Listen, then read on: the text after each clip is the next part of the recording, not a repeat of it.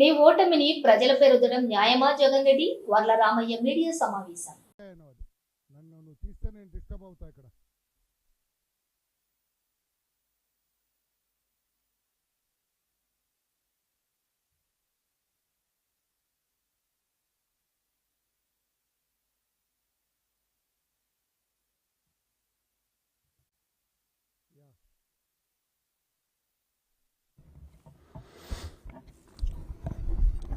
Sir అందరికీ నమస్కారం అండి. జగన్మోహన్ రెడ్డి గారు ఈరోజు కూడా ఆయన ఆపద్ధర్మ ముఖ్యమంత్రి. చంద్రబాబు నాయుడు గారు ప్రమాణ స్వీకారం చేసేంత వరకు ఆపద్ధర్మ ముఖ్యమంత్రిగా ఉంటారు. కానీ ఆయన ఓడిపోయిన తర్వాత ఆయన మాటలు చూస్తూ ఉంటే ఆత్మస్తుతి, పరనింద. ఆత్మస్తుతి, ఆయన ఏదో గొప్పగా పనిచేసినట్టు చెప్పుకోవటం, తన ఓటమికి ఇతరులు కారణమని ఆయన ద్వేషించటం, ఇతరులను తప్పుపట్టడం, తన ఓటమిని ఇతరులకు రుద్దాలని,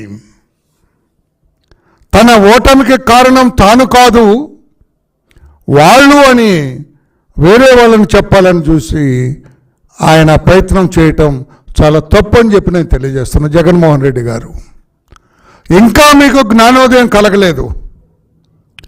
మీ ఆత్మస్తుతి, పరనింద చూస్తూ ఉంటే ఈ ఓటమి కూడా తెలుగుదేశం పార్టీ కూటమికి ఇచ్చిన ఈ ల్యాండ్ స్లైడ్ విక్టరీ కూడా మీకు మీ వాస్తవ స్థితికి మిమ్మల్ని తీసుకురాలేదు. ఇంకా ఊహాలోకాల్లోనే మీరు విహరిస్తూ ఉన్నారు జగన్మోహన్ రెడ్డి గారు. ఆయన అంటారండి, పత్రికా సోదరులారా, నేను బటన్ నొక్కాను, అవ్వ అత్తలు నాకు ఓటేయలేదండి. నేను బటన్ నొక్కితే ఓటేయాలా? నువ్వు చేసిన నేరాలు ఘోరాలు ఏమవుతాయి? వాళ్ళకి అర్థమవుతా? ఎవరికైతే మీరు బటన్ నొక్కారో ఆ బటన్ నొక్కిన అవ్వాతాతల ఇంటిలో వాళ్ళ బిడ్డలు ఉండరా? వారికి వాళ్ళ బిడ్డలు ఉండరా? వాళ్ళందరూ ఆలోచించరా?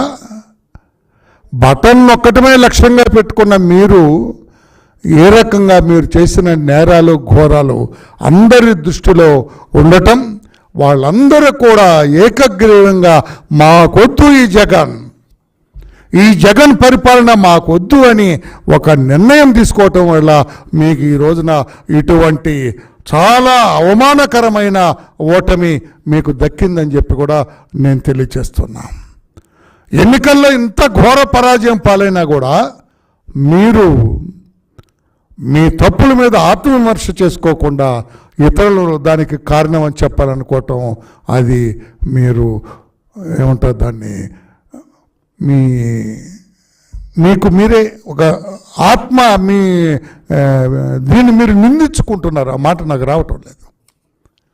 ఇక నేను అర్థం చేసుకోండి, మీ ఓటమికి మీరే కారకులు, మీ వ్యవహార శైలి కారణం అని చెప్పి కూడా నేను తెలియజేస్తున్నాను. నేను ఆనాడు మీరు ముఖ్యమంత్రిగా ఉండగా స్థానిక ఎన్నికల వ్యవహారంలో ఏ రకంగా మీరు వ్యవహరించారు? ఆనాడు మాచర్లకు వెళ్ళిన బోండవమ్మ, బుద్ధ, వెంకన్న మీద మీ వాళ్ళు ఐరన్ రాడ్తోటి, ఐరన్ పైపులతోటి దాడి చేసినప్పుడు ఏమైంది? ఆ నేరం, ఆ ఘోరం మీకు అర్థం అవ్వలేదా? మీకు తెలుసో లేదో జగన్మోహన్ రెడ్డి గారు, మాచర్ల నియోజకవర్గంలో ఆత్మకూరు అనే గ్రామంలో దాదాపు 250 ఎస్సీ కుటుంబాలు మీ వైకాపా దాడులకి భయపడి వాళ్ళ ఆ ఊరే ఖాళీ చేసి వెళ్ళిపోయారు. వాళ్ళ గొడ్డు గోద, ఇల్లు వాకిలి అన్నీ వదిలి వాళ్ళు వెళ్ళిపోయారు. 5 సంవత్సరాలు ఆ గ్రామం నుంచి బయట ఉన్నారు. తెలుసా మీకు? ఆనాడు ప్రతిపక్ష నేతగా ఉన్న మా అధినేత నారా చంద్రబాబు నాయుడు గారు వీళ్ళందరినీ కూడా తీసుకొని వారి గ్రామంలో దించాలని 2020లో ప్రయత్నం చేస్తే మీరేం చేశారు? ఆయన్ని బయటకు రాకుండా గేటుకు తాళ్ళు కట్టారు. చంద్రబాబు నాయుడు గారిని అడుగు కూడా బయట పెట్టించలేదు. ఆ రోజునే చంద్రబాబు నాయుడు గారు చెప్పారు, మిస్టర్ జగన్మోహన్ రెడ్డి, నా ఇంటి గేటుకు కడుతున్న ఈ తాళ్ళు భవిష్యత్తులో నీ అధికారానికి ఉరితాళ్ళుగా మారబోతున్నాయని చెప్పారు. అదే నిన్న జరిగింది. ఆ తాళ్లే చంద్రబాబు నాయుడు గారి ఇంటికి గేటుకు కట్టిన ఆ తాళ్ళు మీ అధికారానికి ఉరితాళ్ళుగా మారి 151 సీట్లలో గెలిచిన మిమ్మల్ని 11 సీట్లకి పరిమితం చేసిందని చెప్పి కూడా మీకు నేను తెలియజేస్తున్నాను. ఒక్కసారి ఆలోచన చేసుకోండి అని చెప్పి కూడా మీకు తెలియజేస్తున్నాను. నేను ఆత్మకూరు ఆ మాదిగ కులస్తులు ఇప్పుడు కూడా బయట ఉన్నారు. తీసుకెళ్ళి వాళ్ళందరినీ ఇప్పుడు చంద్రబాబు గారిని అడిగి ఒక రోజున తీసుకెళ్ళి వాళ్ళందరినీ కూడా వాళ్ళ గ్రామంలో రెస్టోర్ చేస్తామని చెప్పి కూడా మేము తెలియజేస్తున్నాం.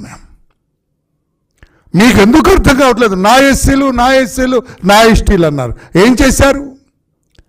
29 ఎస్సీ కాన్స్టిట్యున్సీల్లో మీరు పోటీ చేస్తే